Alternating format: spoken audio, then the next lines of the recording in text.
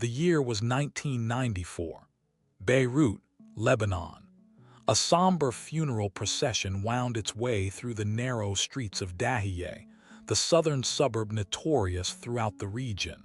Hundreds of mourners followed a flag-draped coffin, chanting prayers and slogans. Women in black wept openly. Men carried photographs of the deceased, a young fighter killed in clashes with Israeli troops near the border. The crowd moved slowly and reverently through streets lined with concrete apartment blocks, scarred by decades of civil war. Laundry hung from balconies overhead. Children watched from doorways. Shopkeepers paused their work to observe the passing cortege. This community had buried many of its sons, and funerals had become rituals of grief and defiance, moments where the living honored the dead and reaffirmed their commitment to resistance. No one in that crowd knew that 5 men walked among them who did not belong. They wore the same dark clothing as the other mourners. They carried the same photographs. They chanted the same prayers in flawless Arabic, but they were not Lebanese. They were not supporters of Hezbollah. They were Israeli agents from the Mossad Caesarea unit, and they had come not to mourn but to kill. Their target walked 10 meters ahead. Embassy and Marine barracks in Beirut, attacks that claimed over 300 lives. He was the man who orchestrated the kidnapping and murder of CIA Station Chief William Buckley, who was tortured for months before his death. But on this day, Mughniyeh made a mistake. He came to the funeral of one of his operatives, believing the crowd would provide him safety. He did not know Israeli intelligence had been tracking these funeral plans for days, awaiting confirmation of his appearance. He did not know the 5 mourners behind him had rehearsed this operation for weeks on a mock-up of these very streets, built at a secret facility in the Negev desert. He did not know that beneath their traditional mourning clothes they carried weapons designed for quick and silent killing in crowded places. The procession turned a corner. The street narrowed, the buildings closed in. The crowd compressed, bodies pressed together by the confined space. This was the kill zone chosen by the Mossad. In approximately 90 seconds, Imad Mughniyeh would be dead. The operation about to unfold had been planned for years, involving surveillance across 3 continents, the recruitment of local agents who risked their lives to provide intelligence, and a level of audacity that even Mossad veterans considered bordering on recklessness. Infiltrating a Hezbollah funeral procession in the heart of their stronghold, surrounded by armed militants who would shoot suspected Israeli agents on sight, represented an operational danger few intelligence services would accept. But Israel had concluded Mughniyeh represented a threat serious enough to justify extraordinary risks. His operations had killed hundreds of Israelis, Americans, and others. His network stretched across the Middle East, Europe, and South America. His connections to Iranian intelligence provided Hezbollah with resources and expertise that made the organization far more dangerous than it would otherwise have been.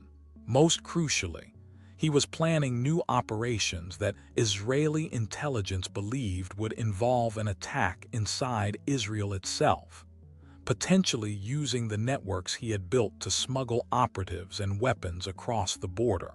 This is the story of how the Mossad turned a funeral into an execution chamber, how intelligence services exploit the cultural rituals a community trusts, how 5 men entered hostile territory with no exit plan beyond melting into chaos, and how one of the world's most wanted terrorists died surrounded by his own people, who did not realize the killer stood among them until it was too late. To understand how the Mossad tried to kill Imad Mughniyeh, one must understand who he was and how he became the most dangerous man Israel could not catch. Born in 1962 in the Shiite slums of Beirut, Mughniyeh grew up in poverty and sectarian violence. His father died when he was young, leaving his mother to raise 6 children in a 2-room apartment where water came from a shared tap and electricity was intermittent. He watched his older brothers join Palestinian militant groups in the 1970s, learning from childhood that armed resistance was how the weak fought the strong, how the dispossessed challenged those who had everything. In the 1970s, Lebanon descended into civil war, a conflict that would last 15 years and claim over 150,000 lives. Beirut, once called the Paris of the Middle East, became a patchwork of militia-controlled zones where crossing an invisible boundary could mean death. Mughniyeh's neighborhood was controlled by various Palestinian factions, which used Lebanese territory to stage attacks against Israel. Israeli retaliation came in the form of airstrikes, commando raids, and artillery barrages that killed civilians and militants indiscriminately, creating self-perpetuating cycles of violence. At age 15, Mughniyeh joined Force 17, a Palestinian militant group linked to Yasser Arafat's Fatah faction.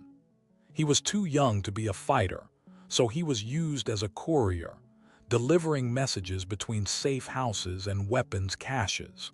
He learned how armed groups operated, how they moved through hostile territory, how they hid from Israeli surveillance, and how they planned operations with limited resources against a vastly superior enemy. He learned to think tactically, to identify vulnerabilities in security systems, to exploit moments of complacency that even professional security forces could not fully eliminate. His real training began after Israel's invasion of Lebanon in 1982, when Israeli forces occupied Beirut and expelled the PLO leadership. The invasion was Israel's attempt to destroy Palestinian military infrastructure in Lebanon and install a friendly Christian government that would sign a peace treaty. But the invasion created something Israel did not anticipate. Hezbollah, the Party of God, a Shiite resistance movement backed by Iran that would prove far more dangerous than the Palestinian groups it replaced. Mughniyeh joined Hezbollah's military wing in 1983, bringing skills and experience that made him valuable despite his youth. He understood explosives, having learned from Palestinian bomb makers. He understood urban warfare, having fought against Israeli forces during the invasion. And he understood intelligence work, having spent years watching how successful operations were planned and executed. Hezbollah's leadership recognized his potential and sent him to Iran for advanced training with the Islamic Revolutionary Guard Corps, which was building Hezbollah as its proxy in Lebanon. They taught him how to compartmentalize operations so that no single arrest could compromise entire networks. They taught him to use fear as a weapon, how psychological warfare could achieve objectives military force could not. And they taught him patience, understanding that successful operations often required months or years of preparation. When Mughniyeh returned to Beirut in late 1983, he immediately applied his training. Embassy in Beirut, killing 63 people, including 17 Americans. The attack was Hezbollah's statement that American forces supporting the Christian-dominated Lebanese government would pay a price for their intervention. Marine barracks and French military headquarters, killing 241 American servicemen and 58 French paratroopers. Military since the Vietnam War and forced President Reagan to withdraw American troops from Lebanon within months. Mughniyeh planned both operations. He selected the targets, recruited the suicide bombers, assembled the explosive devices, and coordinated the attacks with a precision that shocked Western intelligence services. The bombs were massive, over 12,000 pounds of explosives in each truck, enough to collapse reinforced concrete buildings. The timing was simultaneous, demonstrating coordination between cells that operated independently until the moment of attack, and the security around the planning was so tight that American and Israeli intelligence had no prior warning, despite extensive surveillance networks in Beirut. The success of these operations cemented Mughniyeh's reputation within Hezbollah and Iranian intelligence. He became the head of the organization's external security apparatus, responsible for planning attacks on Israeli and Western targets outside Lebanon. He built networks across Europe and South America, recruiting operatives from Lebanese diasporas who could travel on Western passports and operate without attracting attention. He established relationships with other militant groups, including Palestinian factions, the Irish Republican Army, and various Latin American guerrilla organizations, creating a global network that could provide logistical support, weapons, and safe houses. From 1983 to 1992, Mughniyeh orchestrated a campaign of kidnappings, hijackings, and bombings that made him one of the world's most wanted men. His operatives kidnapped Western hostages in Beirut, including CIA Station Chief William Buckley, who was tortured for information on American intelligence operations in Lebanon. Buckley's torture, which lasted for months and was videotaped for delivery to the CIA, provided Hezbollah with detailed knowledge of American intelligence networks in the Middle East. His death in captivity was one of the CIA's most humiliating failures, a reminder that even senior intelligence officers were vulnerable when operating in a hostile environment. In 1985, Mughniyeh planned the hijacking of TWA Flight 847, which departed Athens for Rome with 153 passengers and crew on board. His operatives seized the plane, forced the pilots to fly to Beirut, and held the passengers hostage for 17 days, demanding the release of Shiite prisoners held by Israel's Navy diver, shooting him in the head and dumping his body onto the runway. The hijacking received worldwide media coverage, with journalists reporting live from Beirut airport as negotiations dragged on. Eventually, Israel secretly released the prisoners, and the hijackers disappeared into Beirut's southern suburbs, where Hezbollah controlled the territory and could provide protection. Israeli intelligence had tracked Mughniyeh since the embassy bombing in 1983. His file at Mossad headquarters contained hundreds of pages documenting his operations, his networks, his travel patterns, and his security protocols. They knew he rarely spent more than one night in the same location. They knew he never used telephones, communicating only through trusted couriers. They knew he employed multiple bodyguards and traveled in vehicle convoys that constantly changed routes. They knew he had survived at least 3 previous assassination attempts, including a car bomb in 1985 that killed his brother. But they also knew his weakness: family and loyalty to Hezbollah. He attended weddings, funerals, and religious ceremonies, because refusing to do so would signal a paranoia that could undermine his authority within the organization. These events were the only times he appeared in public, surrounded by crowds that provided both cover and potential witnesses. Israeli intelligence decided that if they could identify one of these events in advance, they could create an opportunity for his elimination. The breakthrough came in February 1994, when a Mossad agent inside Hezbollah reported that a senior operative had been killed in fighting near the Israeli border. The operative, a cousin of Hassan Nasrallah, was important enough that the senior leadership would gather for his funeral. The agent reported that Mughniyeh was likely to attend because the deceased had served under his command, and because refusing to attend would offend Nasrallah, who was rising in Hezbollah's hierarchy and whose support Mughniyeh needed. The intelligence was passed to the Caesarea unit, the Mossad department responsible for targeted killings abroad. The commander of Caesarea, whose identity remains classified, analyzed the information and determined the funeral represented a real opportunity. Beirut's southern suburbs were hostile territory where Israeli operatives could not move freely without risk of capture or death.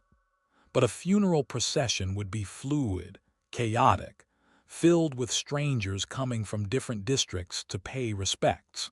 5 operatives could potentially infiltrate the crowd, eliminate the target, and escape in the confusion before Hezbollah security understood what happened.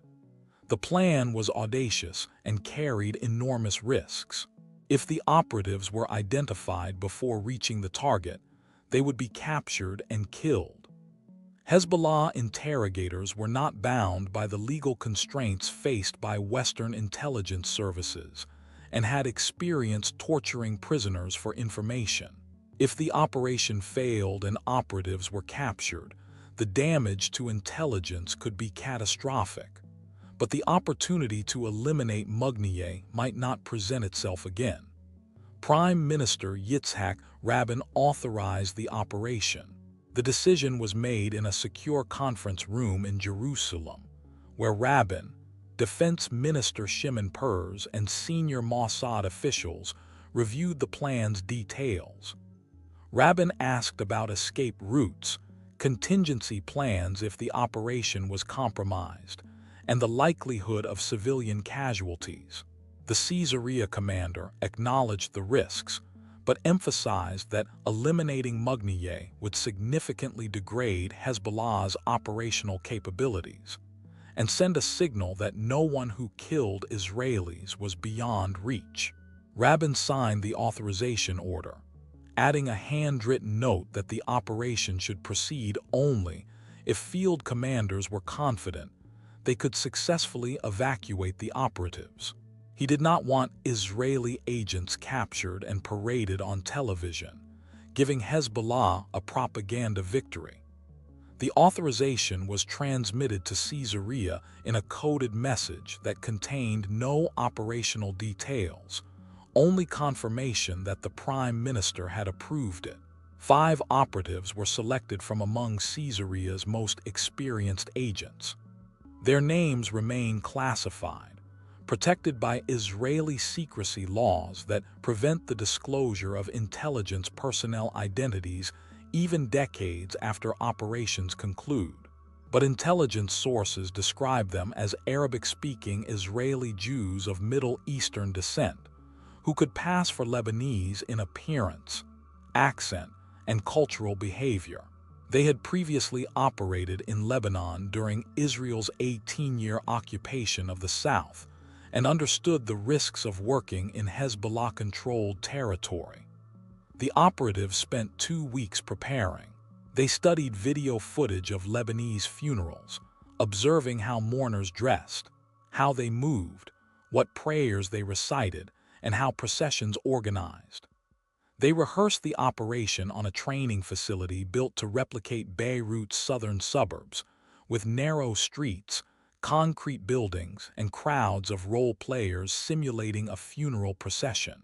They practiced moving within a crowd without attracting attention, identifying a target amid chaos, executing the kill, and escaping along predetermined routes.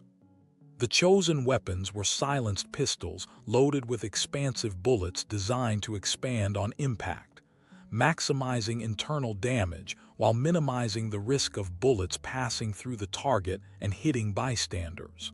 Each operative carried 2 magazines, enough ammunition to neutralize the target and, if necessary, engage bodyguards. They also carried small explosive devices intended to create confusion and cover their retreat by detonating in alleys away from the procession. On the morning of February 16, 1994, The operatives entered Lebanon through the Israeli-controlled security zone in the south. They traveled separately, using forged Lebanese identity cards and driving vehicles registered to addresses in southern Lebanon.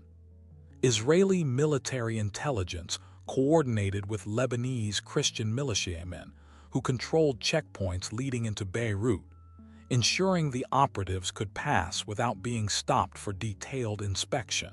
The funeral was scheduled for 2 p.m.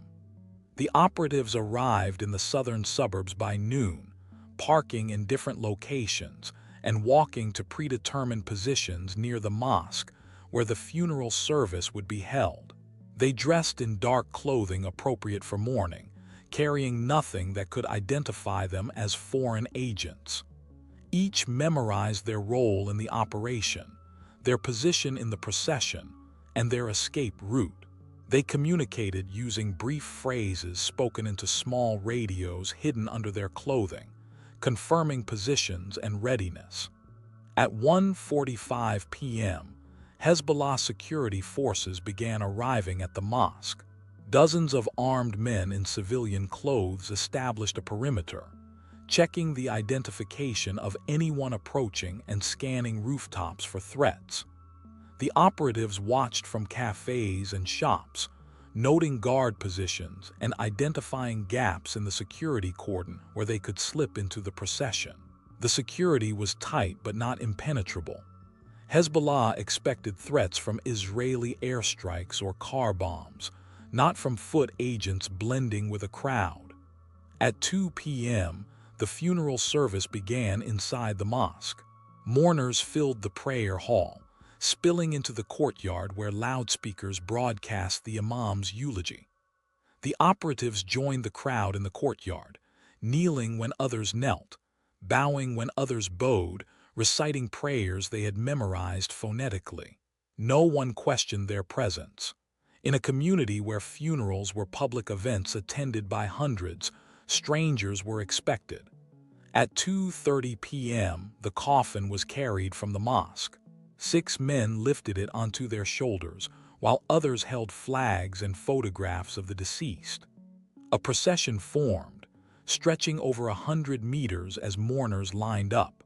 The operatives took a position in the middle of the procession, close enough to reach the target but not so close as to be near the densest concentration of bodyguards. Imad Mughniyeh appeared 10 minutes after the procession began. He had been inside the mosque but exited through a side entrance, joining the procession after it was already moving. This was his standard security protocol. Never arrive at the beginning of events when security forces might be most vigilant. Always join after crowds had formed and attention shifted to the main activity. He was dressed in dark clothing like the other mourners and walked without bodyguards immediately beside him, understanding that obvious protection would identify him for surveillance. But the operatives recognized him immediately. They had studied his photographs for weeks, memorizing the shape of his face, his gait, his mannerisms. One operative transmitted a brief radio message, "Target confirmed." The others confirmed with double clicks on their transmit buttons, acknowledging they were in position and ready to execute. The procession moved through streets barely wide enough for the crowd. Buildings stood close, their facades pockmarked with bullet holes from previous conflicts. Children watched from windows. Women stood in doorways. Shopkeepers observed from behind metal shutters. The operatives moved with the crowd, chanting prayers, indistinguishable from other mourners. They allowed the distance between them and Mughniyeh to gradually close, not rushing, not pushing forward in a way that might draw attention. The narrow street where the killing was to occur was 3 blocks ahead. The operatives knew the location from their reconnaissance and planning. It was a choke point where the procession would slow and compress, where buildings on either side created a confined space that limited escape routes for bodyguards, where the operatives could strike and then disappear into alleys leading to prepositioned vehicles. At 3:15 p.m., the procession entered the kill zone. The street narrowed to barely 4 meters wide. The crowd compressed, bodies pressed together. The operatives were now less than 10 meters from Mughniyeh, close enough to see his profile, close enough to notice he was speaking quietly with a man beside him, close enough to act. The lead operative transmitted, "Execute." 3 operatives drew their weapons simultaneously. Silenced pistols made quiet clicking sounds, barely audible over the crowd noise. The first operative fired twice. Both bullets struck Mughniyeh in the upper back. The second operative fired 3 times, hitting him in the neck and head. The third operative engaged a bodyguard who reached for a weapon, putting 2 bullets into his chest before he could draw. Mughniyeh fell forward onto the people in front of him. Blood sprayed onto their clothing. For 3 seconds, no one understood what had happened. The sounds of the shots were too quiet to register as gunfire. People thought someone had collapsed from heat or grief.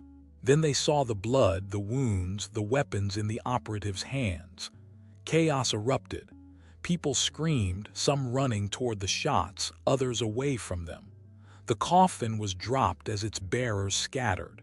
Bodyguards drew weapons, scanning the crowd for threats but unable to determine who had fired.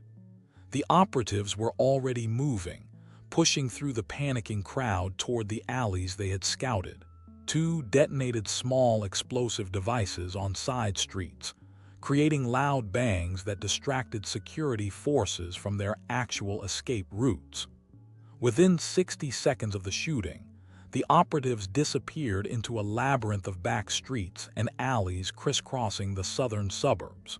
They separated, each heading to different vehicles. Behind them, Hezbollah security forces cordoned off the scene, trying to control the crowd, searching for suspects who were no longer there. Imad Mughniyeh was dead before medics reached him. 3 bullets had struck vital areas, causing massive trauma that would have been fatal even with immediate surgery. His bodyguards carried his body to a nearby building, refusing to allow Lebanese police or ambulances near until Hezbollah's own medical personnel arrived. They knew Israeli intelligence often tried to confirm successful assassinations through communications intercepts or surveillance of medical services, and they did not want to provide that confirmation. But the truth could not be hidden. Within hours, Hezbollah announced that a senior commander had been killed in a martyrdom operation, their euphemism for assassination. At first, they did not name Mughniyeh, understanding that would confirm his death to Israeli intelligence. But rumors spread through the southern suburbs via networks of militants and supporters who knew him. And by evening, Lebanese media reported that Imad Mughniyeh, one of Hezbollah's most feared operatives, had been killed by unknown gunmen. The operatives reached the Israeli-controlled zone by 6 p.m., crossing back into Israel through the same checkpoints they had used that morning. They were debriefed immediately, providing detailed reports on the operation, identifying what worked and what did not, and assessing whether any operational security had been compromised. Mossad analysts reviewed the reports and concluded the operation was a complete success. The target was dead. All operatives had escaped uninjured, and no Israeli traces were left at the scene that could definitively prove Israeli involvement. But something was wrong. A few days later, Hezbollah published photographs of Mughniyeh's body at his funeral. The man in the photographs was not the man the operatives had killed. He resembled Mughniyeh in appearance, wore similar clothing, and was in roughly the correct position in the procession. But detailed facial analysis, confirmed by comparison with known photographs of Mughniyeh, showed the Mossad had killed the wrong man. The victim was Mustafa Dirani, one of Mughniyeh's bodyguards and a senior Hezbollah operative himself. He had been walking beside Mughniyeh during the procession, talking with him, so close in mimicking his movement that from 10 meters away in a moving crowd, the operatives mistook him for the target. Mughniyeh himself walked a few meters away, partially obscured by other mourners, and survived the attack. The realization was devastating. The Mossad had conducted a nearly perfect operation, penetrating hostile territory, striking in the middle of a funeral procession, and escaping without loss. But they had failed to achieve the primary objective due to a target identification error made in the chaos of a moving crowd. The mistake echoed the Lillehammer disaster in 1973, when the Mossad killed an innocent Moroccan waiter, mistaking him for a Palestinian terrorist. Killing Dirani was not as catastrophic, as the victim was a legitimate military target. But the failure to kill Mughniyeh meant the operation's strategic objective had not been achieved. Inside the Mossad, the operation was classified as a partial success. A senior Hezbollah operative had been eliminated, degrading the organization's capabilities. Israeli audacity had been demonstrated, sending a message that the Mossad could reach into Hezbollah's stronghold and kill senior leaders, even when surrounded by security forces. But the primary target remained alive, more paranoid than ever, and now knew Israel was willing to risk operatives at funeral processions to eliminate him. Mughniyeh would live another 14 years, continuing to plan operations against Israeli and Western targets. He became even more cautious, attending fewer public events, using multiple doubles, and traveling in convoys with electronic countermeasures against tracking devices. Israeli intelligence would attempt to kill him several more times, but each attempt would fail. He seemed to possess a supernatural ability to sense danger, detect surveillance, identify traps before they sprung. His death finally came in February 2008 in Damascus, Syria, when a car bomb exploded near a shopping complex in the Kafr Sousa district. The bomb was planted in the spare tire of a Mitsubishi Pajero parked next to Mughniyeh's vehicle. As he left a reception and entered his car, the bomb detonated, killing him instantly. Syrian authorities blamed Israel, which maintained its standard policy of neither confirming nor denying responsibility. But Western intelligence sources confirmed the Mossad and CIA had collaborated in tracking Mughniyeh to Damascus and conducting the operation that finally eliminated him after a 25-year hunt. The 1994 funeral operation remains classified. The Israeli government has never officially acknowledged it took place. Hezbollah has never publicly identified the operatives who killed Dirani.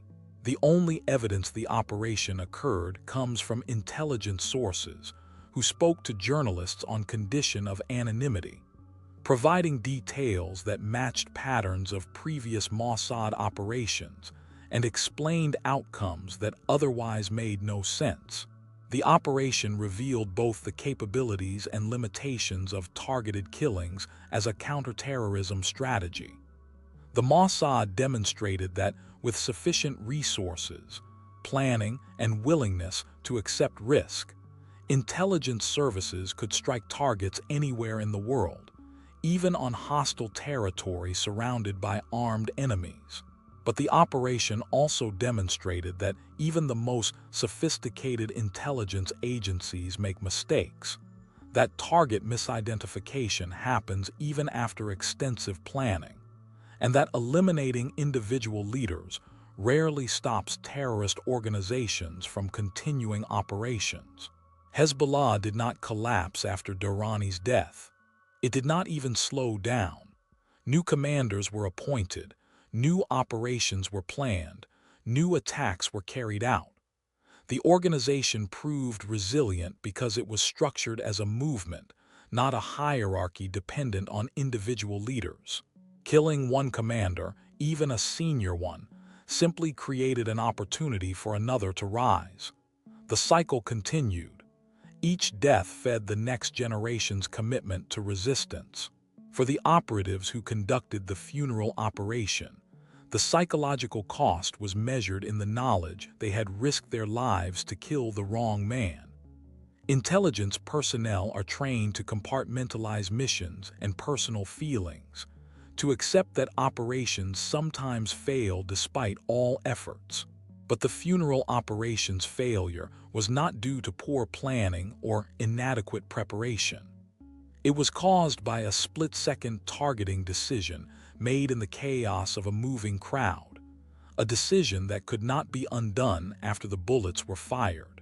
The operation became a case study within the Mossad, analyzed in training courses for new operatives, as an example of how even well-planned operations can fail due to factors beyond the planner's control.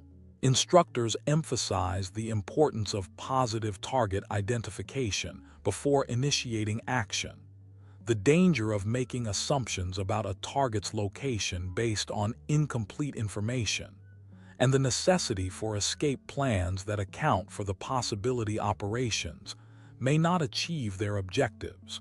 But the operation also confirmed a darker truth about intelligence work, that sometimes the only way to reach particularly high-value targets is to accept risks conventional military operations would reject as unacceptable. That penetrating enemy territory, operating without support, and striking in conditions where detection means death, is the price intelligence agencies pay to achieve objectives conventional forces cannot. The funeral operation was not the Mossad's most successful assassination. That distinction belongs to operations that achieved their objectives cleanly, eliminating targets without collateral damage or operational errors. But it was perhaps one of the most audacious demonstrations that Israeli intelligence was willing to send operatives into the heart of enemy territory, to stand among armed militants who would kill them without hesitation if discovered, and to strike even when surrounded by people who wished them dead.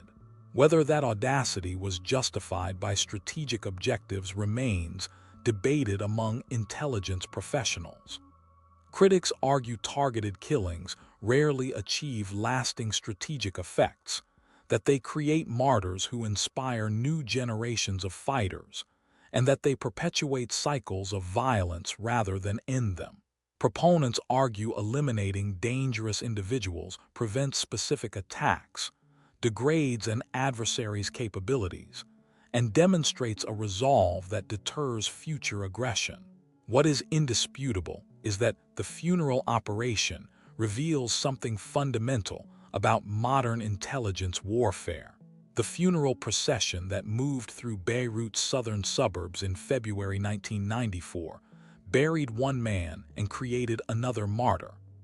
The death of Mustafa Dirani was mourned by Hezbollah supporters who saw him as a hero killed by Israeli assassins. His funeral several days later drew thousands, becoming another demonstration of defiance against Israeli operations in Lebanon.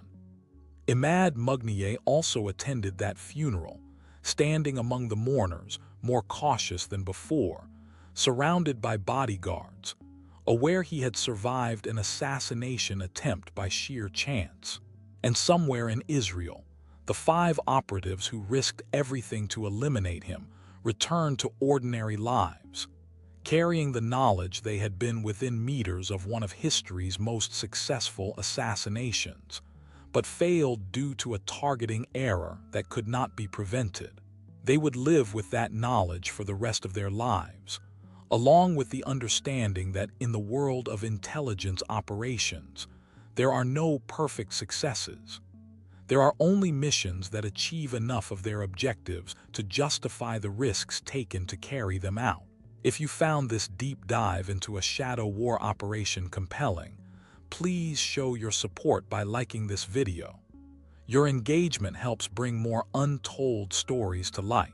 Subscribe to stay informed on future explorations of history's most secretive conflicts, and share this with others who appreciate intricate narratives of intelligence and geopolitical sarfect successes. There are only missions that achieve enough of their objectives to justify the risks taken to carry them out. If you found this deep dive into a shadow war operation compelling, please show your support by liking this video. Your engagement helps bring more untold stories to light. Subscribe to stay informed on future explorations of history's most secretive conflicts, and share this with others who appreciate intricate narratives of intelligence and geopolitics.